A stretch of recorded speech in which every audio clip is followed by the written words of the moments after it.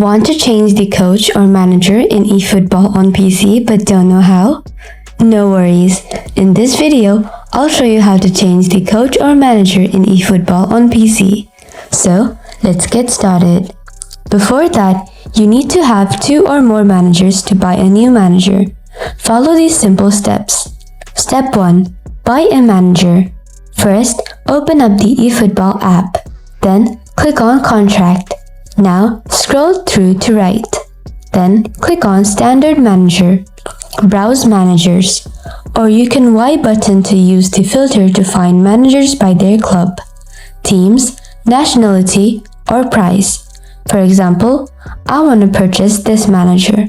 Click on this manager. Then press on A button to sign this manager. You will see the GP cost displayed on the card.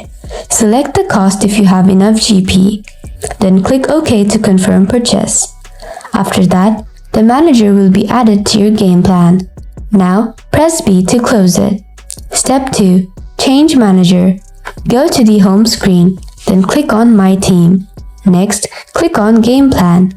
After that, click on Tactics. Then click on Change Manager.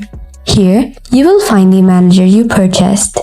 Just select and click on him. Then press A to confirm.